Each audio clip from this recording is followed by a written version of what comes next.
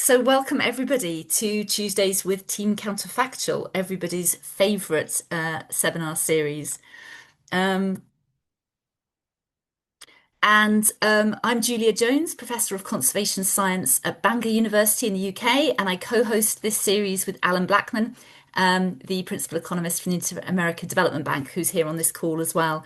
And also we're supported by this fabulous team, Elias Cisneros, who will be chairing the Q&A, Renzo Gidais and Alex Karuna. And as most of you know, but as a quick recap, the aim of the Society for Conservation Biology's Impact Evaluation Working Group is to advance evidence-based conservation by sharing information from impact evaluators. I've just lost my screen and I don't know why this has happened. So just 1 second while I get it back. Are you still seeing my screen? We are. Are you Yes, still seeing the but correct screen? I'm really unsure why this has happened. It's exactly what happened last time. I don't know why. You're not able to not see now. this. Now it's showing our website. Yeah, I'm going to stop sharing and I'm going to come back in again. Sorry about this. I'm really sorry. If anyone else can get the slides up to share, that would be fabulous. If not, I'll just keep talking.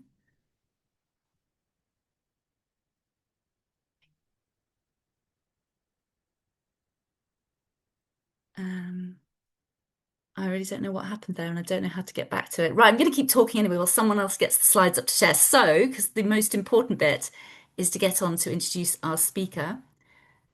So, what we're all about is essentially getting really excellent people involved in policy and practice impact evaluation together to share their insights on impact evaluation in a practical way. And we're absolutely delighted to have Priya Shyamsundar today with us. So she's the lead economist for the Nature Conservancy, and she's also held very prominent advisory roles for the Government of India and the World Bank. And she was absolutely crucial, a real lead advocate in integrating the idea that what really matters when you're considering poverty alleviation is to also consider the natural world. So, for example, when the replacements to the Millennial Development Goals, the Sustainable Development Goals, were introduced in 2015, Priya had played a key role in kind of advocating for the incorporation of the goals around life on land, life on water, etc. I know her work back from the 1990s when she played a really crucial role in pointing out that nature conservation policies, of course, are important for people, but can also have local costs. And if you're looking for an interesting paper to read on this topic, there's a beautiful reflection led by Sarabidi Rakutnariv, which we're co-authoring with Priya, which was reflecting on 30 years of work around the distribution of costs and benefits of nature conservation in Madagascar. So can we advance the slides to the slide two? So if you want to get involved with the Impact Evaluation Working Group, you can sign up on our website.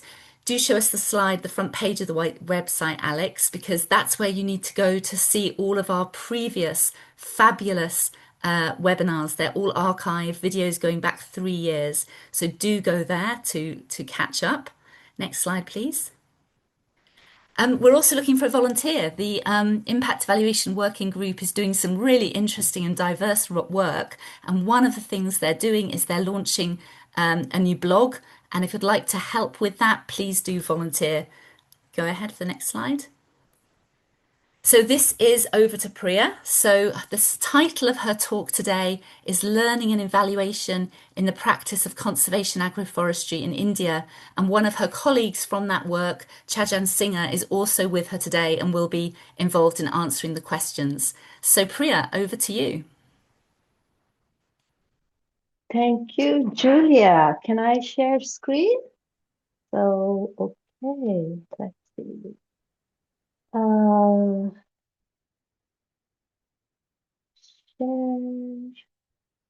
Can you folks see my screen now? Okay, very good. Good morning, good afternoon, good evening. Thank you so much for the invitation. And it is my pleasure to be here with all of you. As Julia said, my name is Priya Shyamsundar. And we also have my colleague from Hindu College in India here, Dr. Chandan Singha, who has been leading our work in India. What I hope to do today is first introduce you to TNC for many of you who may or may not know TNC and how it undertakes its conservation work. I want to connect, the evaluation work, the monitoring, learning that we do back to our strategy so you understand how this works in practice. So what I will do is sort of discuss our science and research and how this fits into our overall needs of the organization, then zoom in into a discussion on quasi-experimental evaluation that we undertook in India, but also provide you some context around the work on agroforestry, and in the end, come to some conclusions to show you how this fits in more broadly into our strategy related to natural climate solutions.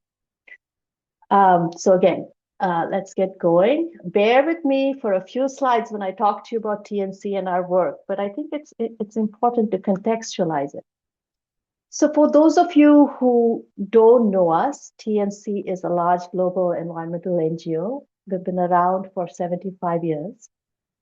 The majority of TNC's work focuses on two important issues: climate change mitigation and adaptation, and the protection and sustainable use of our lands, forests, water, and oceans.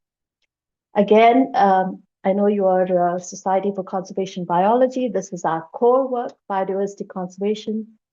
But right now, a lot of our work revolves around the marriage between conservation, our core strength, and sustainable use of natural resources and climate mitigation.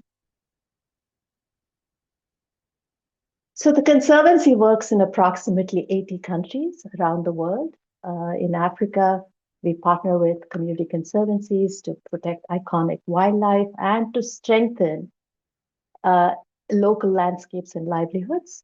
In Latin America, we have a history of working with agricultural partners, both large and small, in the service of protecting the Amazon. And in Asia Pacific, for example, we worked on establishing marine protected areas in the Coral Triangle, and a lot of work historically around forests in Indonesia.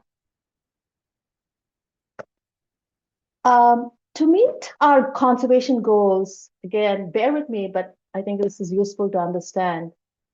There's a method to our madness, so to speak. We work across 9 strategies and 5 functional areas. Under sustainable production, for instance, we work on freshwater issues, fisheries, and food systems to move them towards regenerative systems. With climate change, our interventions focus on natural climate solutions for mitigation and adaptation. We continue our traditional work on biodiversity conservation, but a majority of the focus is on strengthening financing for conservation, which, as you know, is so limited, especially relative to what we at least used to have for climate mitigation. We also have 5 cross-cutting themes, and I point to science because that is where I sit. I sit in a unit called Global Science, and by science, we mean research and science capacity building, science communication. You may be surprised to know that we have something like 900 scientists who work across TNC. Some 50% of us are actually practicing scientists. These scientists are clearly not distributed evenly across the world, as you can see. And this is where we need your help. All of you, there's just such a big agenda, and we need your help to make sure that science informs this agenda.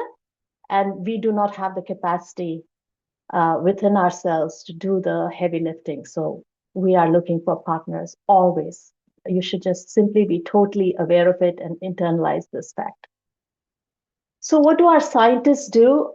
We have 6 major goals that we have identified for ourselves that we want to meet by the end of this decade. So our scientists work with strategy development, measurement, learning, evaluation, adaptive management, bringing outside learning from the peer-reviewed literature and science into the organization and getting our learning out, as I am trying to do today with all of you. Just a closer look at our research areas, terrestrial systems, biodiversity, and climate being top areas. The social sciences, marine and fisheries lag behind. Again, this is where we may need most of the help that is out there and the partnerships that we're looking for. This slide just gives you a sense of how much peer-reviewed science comes out of environmental organizations and TNC. It's not adjusted for number of staff. We are a very large organization, so the big bump that you see with TNC demonstrates this. But I just wanted to put this out there to showcase for you, mostly academics, that we are really interested in producing science that is peer-reviewed. What do I do personally? I work with a small group of quantitative economists and governance scientists, social scientists, and we try to answer two very big but simple questions for the organization.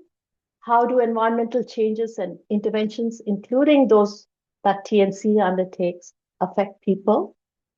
So a lot of valuation, returns on investment analysis, ex post evaluation where possible. Very focused on understanding distributive implications for people.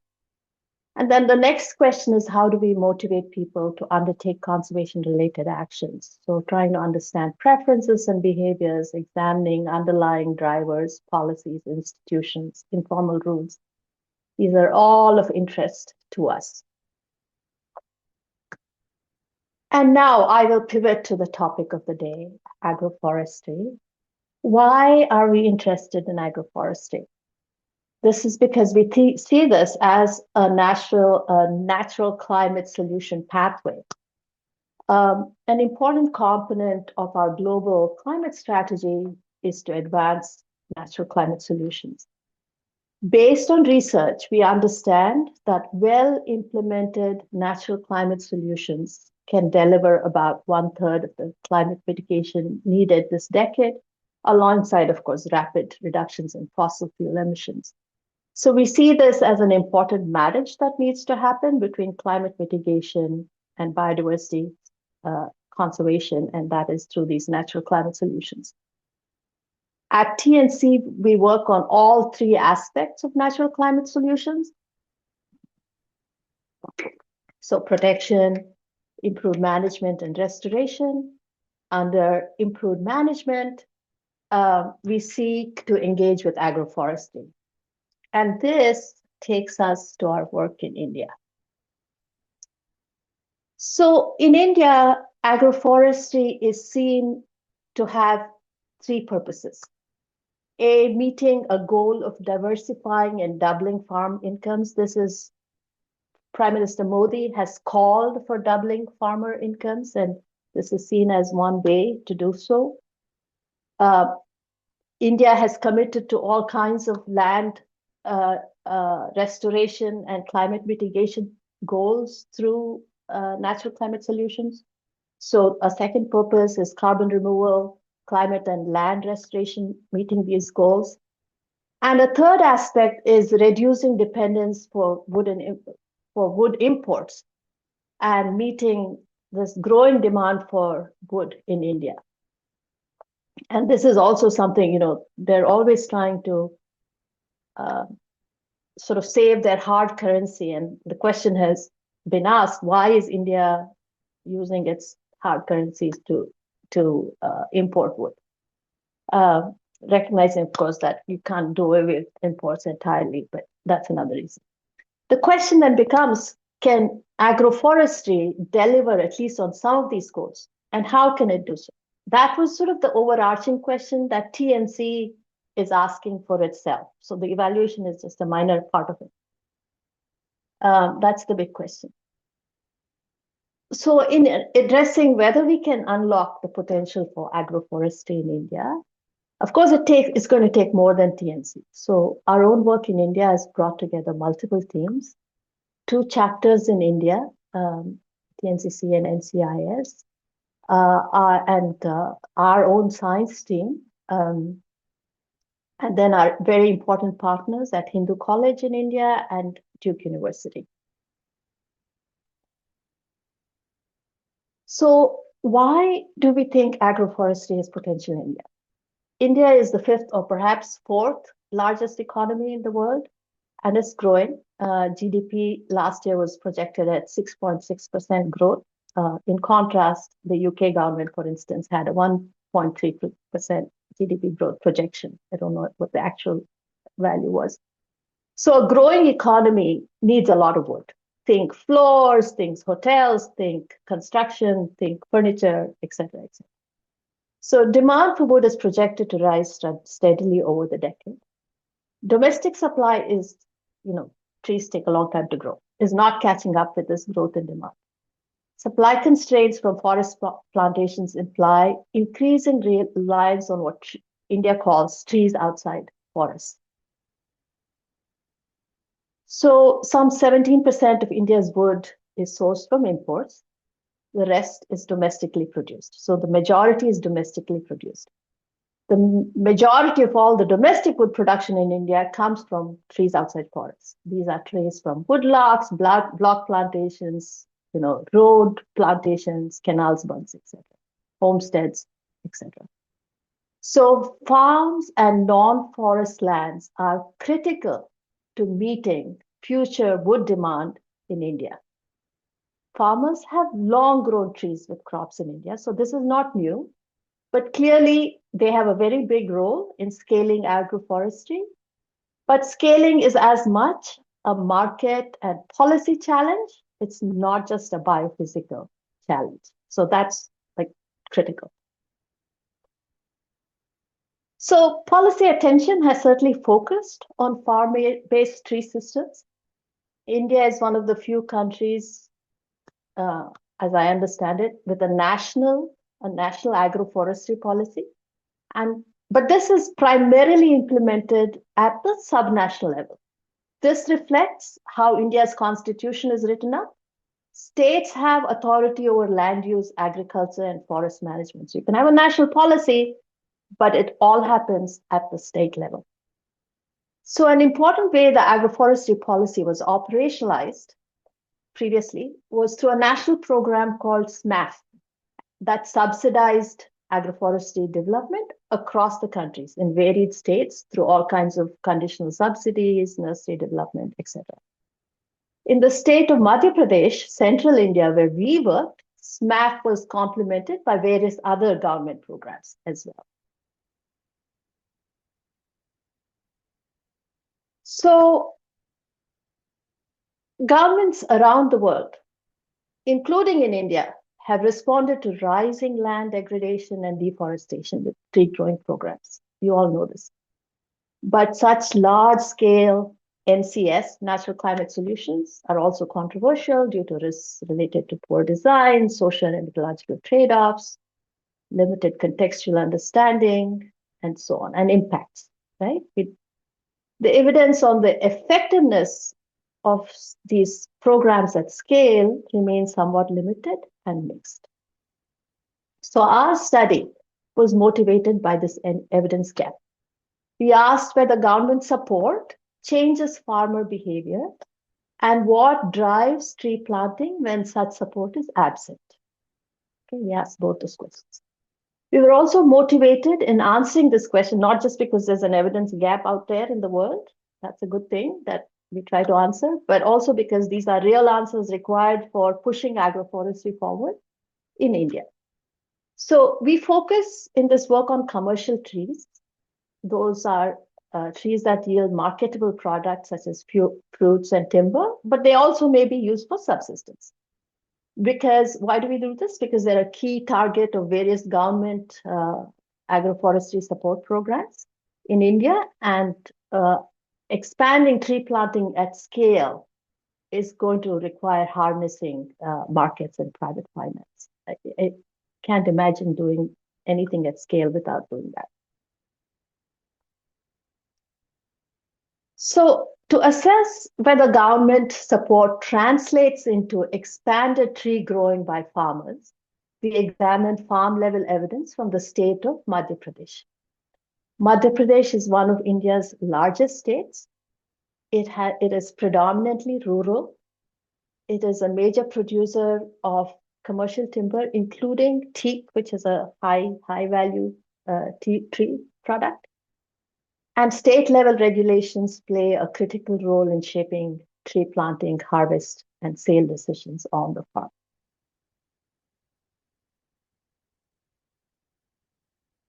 So we frame tree planting in Madhya Pradesh around three groups of farmers: those unexposed to government programs, those exposed but not participating in these programs, and those who participated.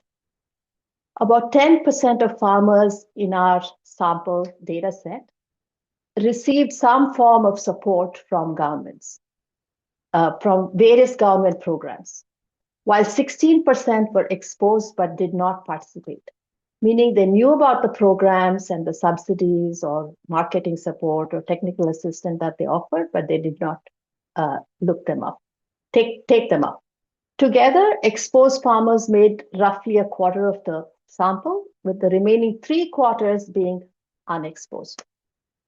Participant farmers received some form of support through a variety of programs over a decade, and these included cost subsidies, saplings, training, or technical or market support.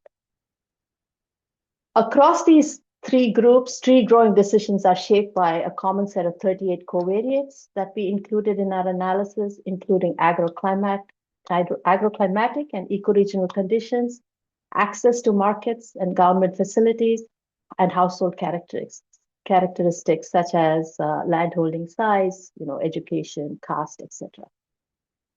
Our set of covariates included pre-existing tree cover in 2000 to account for baseline landscape conditions. We used a data-driven covariate selection algorithm to identify covariates most relevant for explaining both program exposure and outcomes. We identified 6 tree growing outcomes that you see here, and we wanted to understand if exposure and participation had an effect on these 6 tree growing outcomes. So our framework allows us to ask 2 questions: what government programs causally change, and what predicts tree planting when programs are absent? Thus, to study tree growing by farmers, we use 2 complementary methods, approaches. We applied a quasi-experimental causal method, inverse probability weighted regression adjustment, to estimate the causal impact of government program exposure and participation on commercial tree growing. IPRA works, you all know this probably very well, by statistically reweighting farmers so that participant and non-participants look comparable on climate, locational, institutional, and household characteristics. This allows us to isolate the effect of the program itself rather than pre-existing differences. Second, we used a machine learning lasso approach for prediction, focusing only on farmers not exposed to programs to identify which factors are most strongly associated with tree growing in the absence of policy support. These methods are implemented using farm-level survey and spatial data. We undertook a household survey of 870 farm households across 59 villages and 5 districts in 2023. Villages were selected to capture areas with observed cropland to tree cover transitions since 2000. The survey data was integrated with agroclimatic, spatial, and administrative data sets. So, as you all know, land ownership is a key factor influencing tree crop diversification everywhere in the world. Same is true in India. So this slide shows differences. This is raw data, differences between small farmers, less than 2 hectares, in light blue, and large farmers. Panel on top shows that large farmers grow more than 4 times as many commercial trees on average compared to small farmers, and they're slightly more likely to grow trees. This aligns with theory. Large farmers can spread risk and absorb delayed returns, so they're likely to grow more trees. At the same time, small farmers grow significantly more trees per hectare, indicating more intensive land use. This mirrors sort of this classic inverse farm size productivity relationship, but it also raises concerns about risk concentration for smallholders. Panel B indicates that the fraction of farm households growing commercial trees is slightly higher among large farmers. So beyond these outcomes, we don't see major differences. So land use matters, but it's not the full story.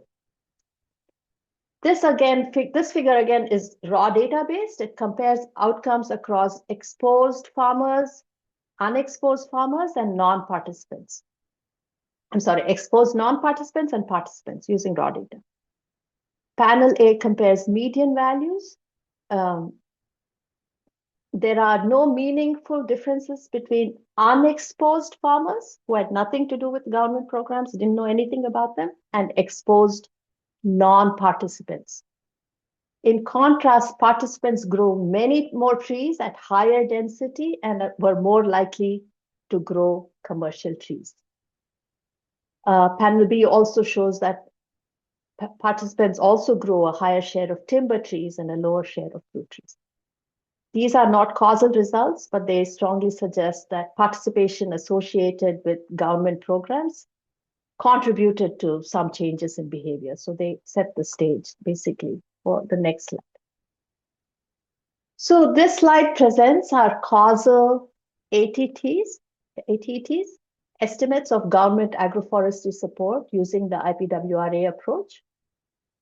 Again, we distinguish between exposure without participation, the lighter blue lines, and participation, dark blue, and compare both to unexposed farmers, sorry. Participation, so the results are clear. Participation has large and meaningful impacts. So if a farmer participated in a government, received some sort of government support, it does seem to have an impact. It increases the likelihood of farmers growing commercial trees by about 19%. And participants also increased the total number of trees that they grew, the trees per hectare by 71%, and the proportion of timber trees. The other key result is that mere exposure had no statistically significant effect on any tree growing outcomes. So noting that we control for climate, spatial context, institutional access, household characteristics, and pre-existing in 2000 tree cover, this suggests that public support, both material and technical support, drive behavior change. So this is our main result. This slide shifts from causal impacts to prediction, focusing on farmers not exposed to government agroforestry programs. So here, these are the majority of our farmers in our data set. We used a lasso machine learning approach to identify factors that best predict tree growing outcomes when no policy support is present. Our lasso results suggest that predictors of tree growing are mainly associated with 3 outcome variables: whether farmers grew commercial trees, proportion of timber trees, and proportion of fruit trees. What we found was that our predictors are rather broad, so there's not a very strong signal. They're not a narrow sort of set of enabling conditions that are highlighted, but there are 3 groups of predictors that stand out.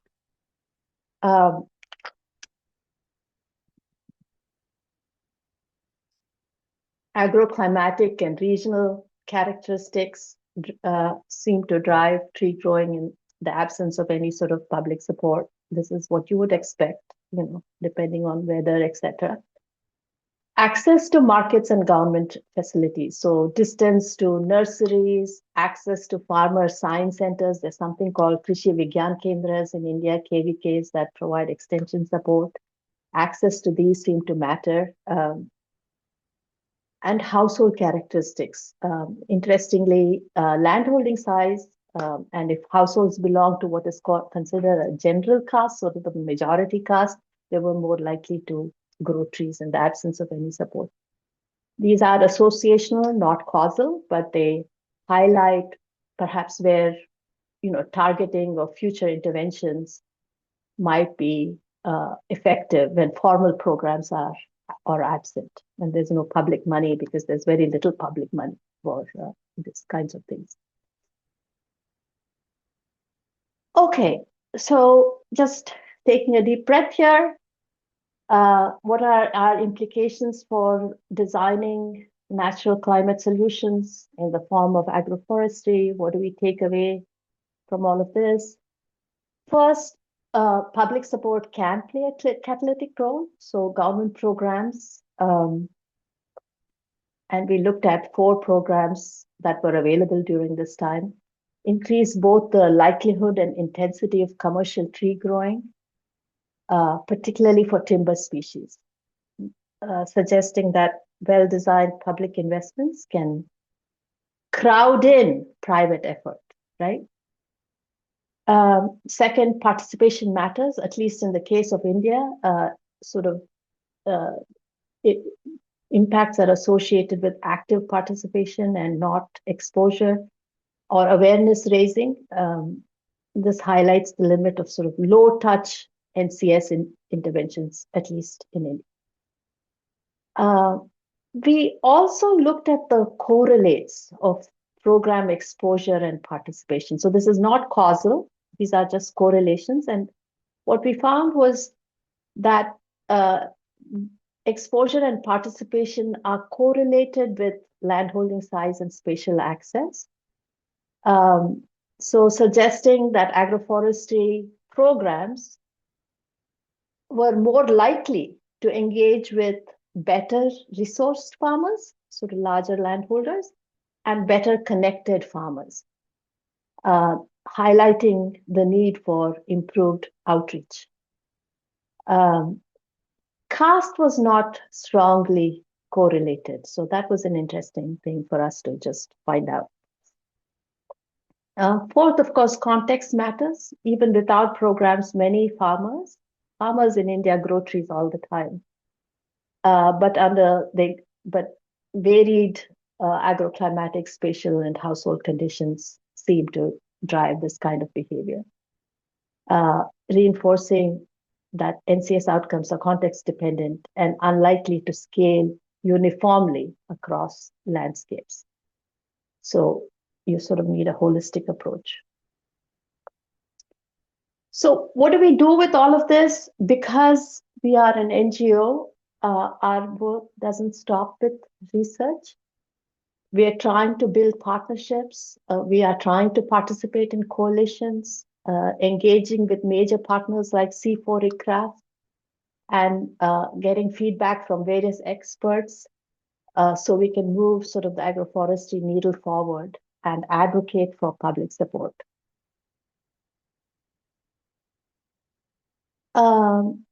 So, as I said, this paper is just a small part of what we're trying to do and a small part of our overarching focus on agroforestry. So what does our overarching work suggest for scaling agroforestry? With various partners, we're attempting to develop a broader set of recommendations that highlight first that markets matter. Farmers respond when tree growing is commercially viable. Our survey data suggests this as well. So scaling requires better functioning domestic timber markets and an alignment between species and market needs, and improve traceability to reduce transaction costs that farmers bear right now. Second, participation clearly matters. We've already discussed this. Direct engagement matters. Third, financing and incentives are critical, and we're advocating for continued support through public sources because the SNAP program in itself has halted. We're also seeking ways in which we may be able to support connections to carbon markets for financing. So this is something that we're trying to figure out. Finally, policies and institutions matter. Felling and transport rules, nursery systems, extension services strongly shape farmer decisions. And the problem is they vary across the states in India. Because they operate largely at the state level, scaling agroforestry will ultimately really depend on reforms at the subnational level. So the action is all at the subnational level. Overall, it's very clear that scaling is not about a single lever. I don't think anyone ever expected it to be, but it's going to require alignment with markets, farmer support, sustained farmer support, and enabling policies. And of course, grounded in evidence on what actually changes farmer behavior. Yeah, I think that's it. Thank you. Fantastic. Absolutely fascinating talk. And we're going to go on to questions now. Elias, I think I'll hand directly over to you. Have I stopped sharing? I Yes, can't you quite have. It's tell. looking perfect. And Chandan, if you show yourself as well, because I know you're going to be jumping in a bit with the questions as well, and it's great to have you here taking part. All right. Yes, thank you very much for this presentation. So I have many questions coming in, so I'm trying to sort them a little bit. So first of all, yeah, I think people need more context on how participation and exposure was rolled out, just to try to figure out why people were exposed and then why people participated in the end. So maybe you can give more context on this. Chandan, do you want to come in? You have a bed. Yeah, I think he has a better understanding. Yeah, so thanks. When we checked that the motivation behind the participation, we find the income and the financial matter was one of the major driving force that why they have participated, because we have asked the follow-up questions if you are participating in a program. So why you have participated? So this income diversification and maybe the opportunity to improvement in the income in the future was motivating factor.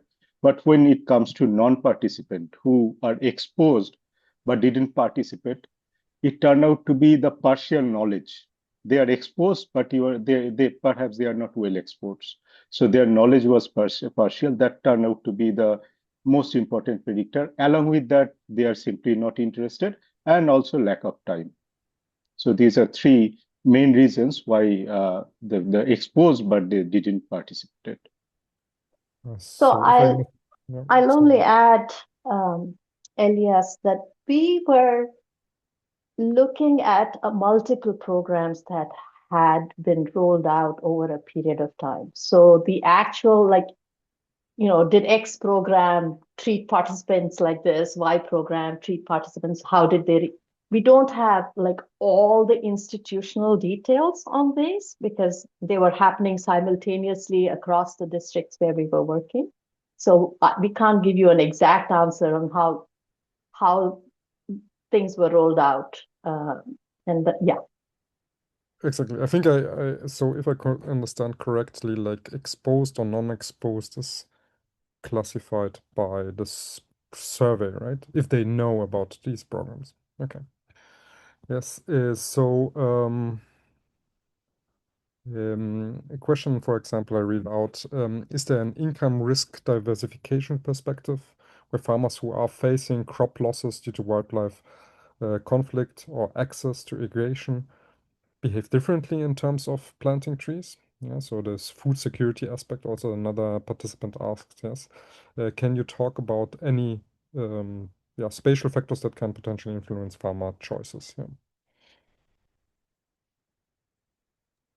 And then what do you think? We didn't really look at food Yes. security as such. Yeah. Yeah, we didn't really look into the food security aspects, but yeah, what was your second part of the question?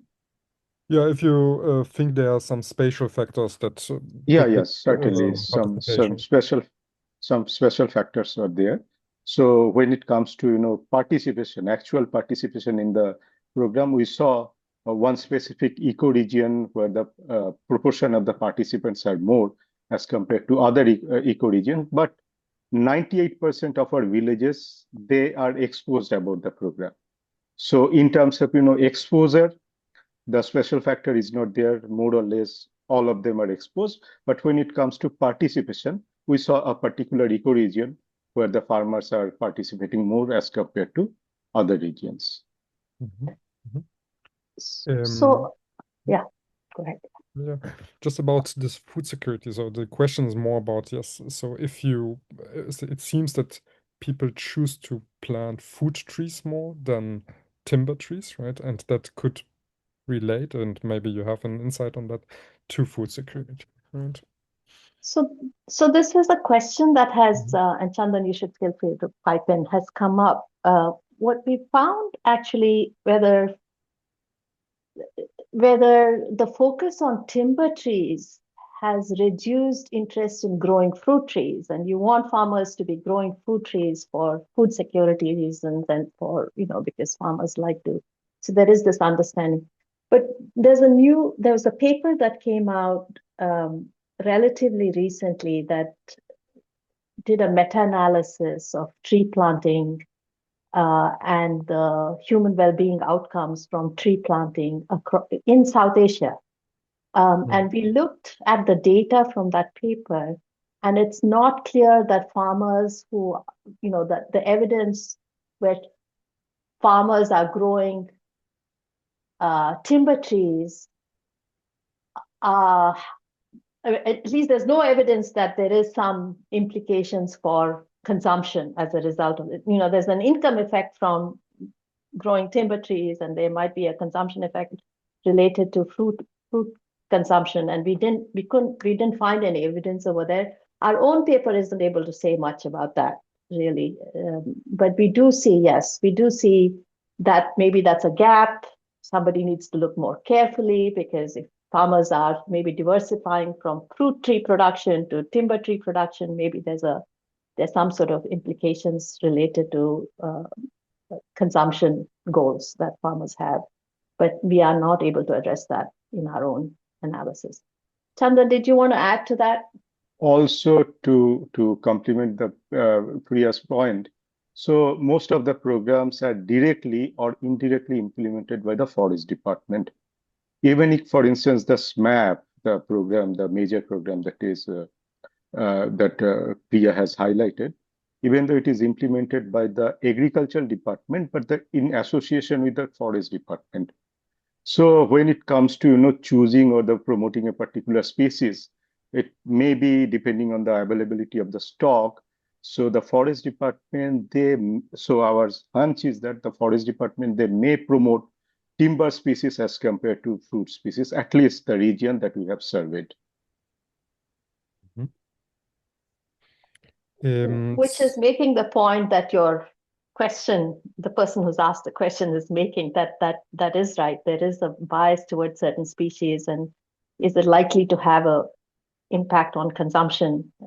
It's possible. That needs to be carefully studied, I think. Yeah, we weren't able to address that.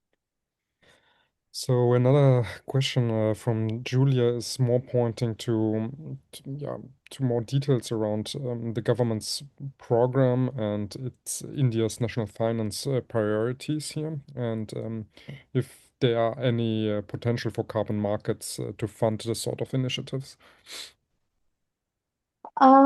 Yeah, so when the agroforestry policy was launched in the middle of last decade, there was a lot of enthusiasm around it, and there was a budget associated with it, which was distributed to the states, and that's where the SMAP, the Submission on Agroforestry, was launched, and our our study suggests that, well, it wasn't just looking at the SMAP, looking across these programs, that it was effective in getting farmers to grow trees. There's another study that came out, Choksi, I think is the lead author recently, that looked at a variety of different publicly supported programs, and the SMAP program, I think, came out as emerged as one that was really effective there in also increasing tree-related outcomes. So these publicly funded programs, at least some of them, seem to have been effective. Interest has sort of waned, it has decreased a little bit, and these programs have been merged with other new farmer-related programs. So and agroforestry gets kind of lost between forestry and agriculture and falls between the cracks many times. So we're concerned that that is happening, making it less visible for funding purposes. So that is a problem from a public sector perspective that we're seeing right now. So is there a role for carbon markets? I think there is, and that's what we are trying to explore. We have some other work that we more recently did, which was more at the planning level, not at the evaluation level, to look at farmers in another state where they grow a lot of rice and wheat, to see if they would be interested in diversifying into tree production, given various characteristics of support that might be available, including financing through carbon markets. And so we're exploring that. There is the carbon market in the Afulu sector is emerging in India. In fact, in Madhya Pradesh, Chandan, jump in. What do you know about what's happening in Madhya Pradesh? Yeah, in last 3-4 years, during our survey, we have several focus group discussion, keen informant interviews, and we found that many private parties are engaging in the carbon trading, and they have also gathered the certificate from the Vera and gold standard, and those are also the credits are also for sale. So these markets are really newly emerging in Madhya Pradesh and also the adjacent state called Gujarat. So yeah, so these carbon markets and the carbon credit programs are really emerging quite fast over the last 3 to 4 years. I think the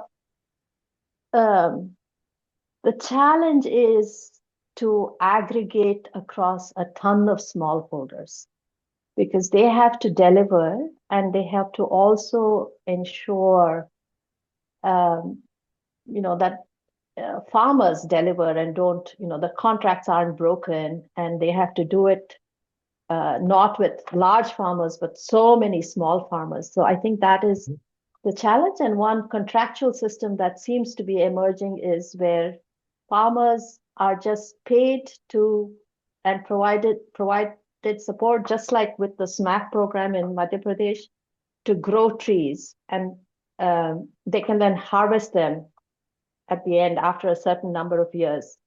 So they have control over that. So they're not paid for the carbon. They're just provided the subsidies to grow trees, and the carbon is accounted for. And then the farmers get the returns on the tree itself. So we'll see but there are many different types of contracts being tried out. We'll have to see which of these are successful in aggregating small farmers. So a question also by Alan is related to this. So if we imagine that maybe you have some idea of how the costs of this program were, and then how much carbon offset would there be by such trees, right? If you have any idea of like a back of the envelope calculation on the cost effectiveness of that. Just thinking about the trees that I have planted, not thinking about the trees that you might have saved of deforestation, yes, from this program. So any idea on cost effectiveness here? We haven't done that piece of the work, but Elena, my colleague, is actually trying to, some of you may know Susan Cook Patton's work. She does a lot of the carbon accounting, and we actually have a lot of information on tree species in India and how much carbon they're able to hold. And so what the returns to growing trees for carbon is, the carbon returns, we have that information, and we have a new paper that we hope will emerge over in short duration that answers your question, Alan. I don't have the answer to that myself, but Elena is working along those lines, I want to say. We also have data on choice analysis that we've done both in Madhya Pradesh and in Punjab, two different states, to understand these trade-offs that farmers, so we want to look at the trade-offs between the returns to carbon and returns to farmers. So maybe at some other point when that paper is done, Elena can come back and discuss it. Yes, fantastic. But Chandan, did you want to add to that, or did I get no, in this paper, yeah, you are right that in this paper we didn't look into the carbon storage aspect, and that is a part of Helena's future work, yeah, ongoing work in fact. So I have I have some upvoted questions here. So let me pivot back to some technical things, which is the lasso approach, right? So first of all, is this based on some literature that is trying to use in this context machine learning, like lasso with causal in estimating causal impacts, right? There's a question from Paul. Yeah, and basically just trying to re-explain what you actually did here with the lasso. Yes, I also had some. That's for you, Chandan. Yeah, so we didn't use the lasso inference here. So you cannot draw any inference from our analysis. What we are trying to do by using lasso, that we're trying to predict the important, we are trying to predict the important variables for a particular, outcomes. So for instance, when you throw up, say, approximately 40 different types of variable, and lasso actually strings the most important variable that can be positively correlated and the negatively correlated, and throw away the less important variable. So that is how, lasso. So we are trying to predict up in the absence of, when there is in more general context, when there is tree growing, the people grow tree for many other reasons rather than government intervention. So we're trying to predict what are the factors that actually not responsible, that correlates with different outcome variables that we have, 6 outcome variables that we have considered. And it is simply predictive analysis. You cannot draw any causal or any inference from our analysis. So we try to, find out what are the important predictors for a particular outcome variable in more general context. Yeah, that's it. Do you think it's a good tool as a tool for developing hypothesis in this context, even though you're using it only on the unexposed people?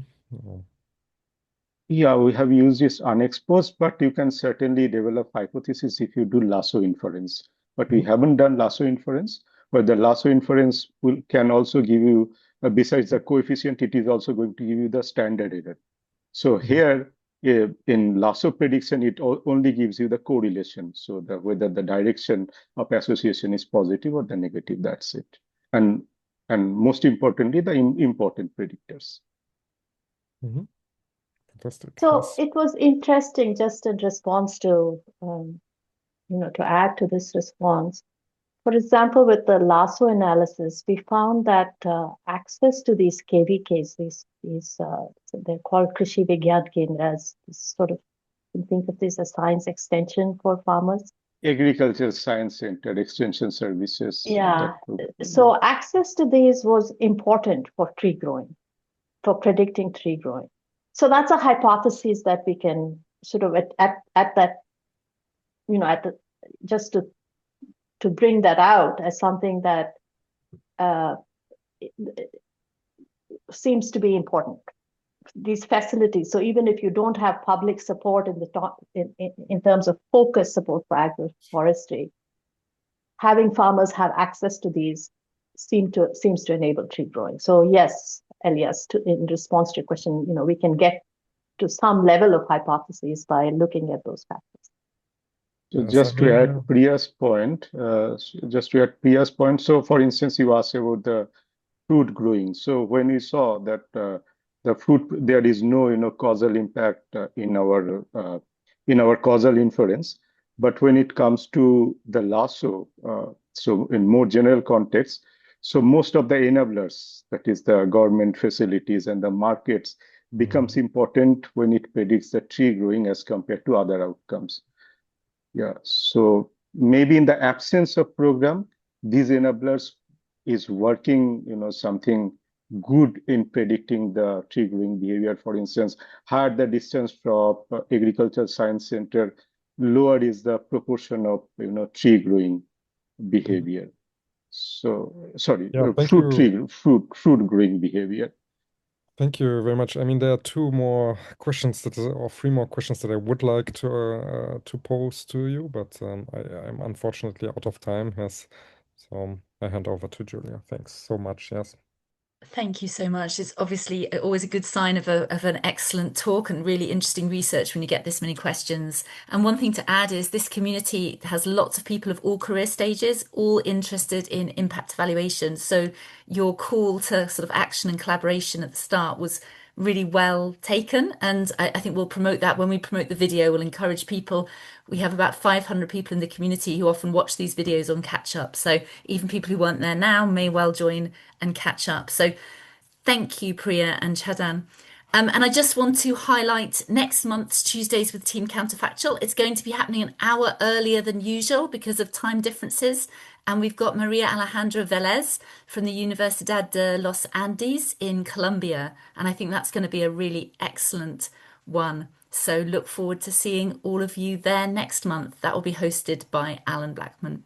Thank you, Priya. And thank you again, everybody. Thank you. Our pleasure. Thanks for the Thanks a invitation. lot.